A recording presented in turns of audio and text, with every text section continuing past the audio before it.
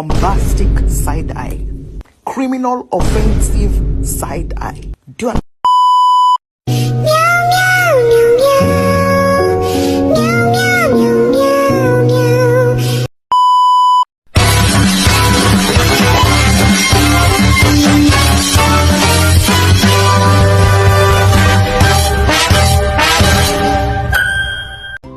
Assalamualaikum warahmatullahi wabarakatuh. Perkenalkan, nama saya Rulian Saputra Ikasat dengan NIM 22142484 dari kelas D jurusan Ilmu Hukum Kemasyarakatan Prodi PPKN. Baik, jadi tujuan saya membuat video ini untuk memenuhi tugas yang diberikan oleh dosen yang saya sebut nama beliau Ibu Ayu Hidayanti Ali SPD MPD. Baik, di sini saya akan membacakan novel dengan judul Aku Ingin Hidup. Yang pertama, pendekatan. Novel Aku Ingin Hidup dapat dianalisis menggunakan pendekatan psikologis dan sosiologis. Pendekatan psikologis digunakan untuk menelaah konflik batin, trauma, dan perjuangan karakter utama dalam menghadapi tekanan mental dan sosial.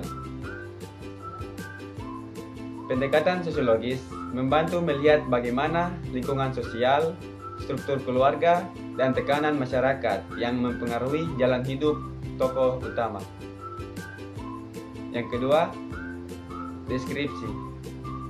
Aku Ingin Hidup adalah sebuah novel yang mengangkat tema perjuangan hidup seseorang tokoh yang mengalami penderitaan batin, tekanan sosial, dan kehilangan harapan, namun berusaha bangkit dan menemukan kembali arti hidup. Tokoh utama dalam novel ini digambarkan sebagai pribadi yang rapuh, penuh luka masa lalu, namun perlahan mengalami transformasi menuju pribadi yang kuat. Novel ini banyak menyoroti persoalan kehidupan sehari-hari seperti kemiskinan, perundangan, serta pencarian jati diri makna hidup. Latar cerita berlangsung di lingkungan urban dengan gambaran masyarakat kelas bawah yang penuh tantangan. Penulis penggunaan gaya bahasa yang lugas dan menyentuh hati dengan narasi yang mengajak pembaca merasakan penderitaan dan perjuangan tokoh secara emosional. Yang ketiga, analisis. Dari sudut pandang psikologis, novel ini mengungkapkan bagaimana trauma masa kecil, kekerasan emosional, dan ketidakadilan sosial membentuk karakter seseorang. Tokoh utama mengalami pergolakan batin yang berat, seperti merasa tidak berharga, tidak dicintai, bahkan ingin mengakhiri hidup.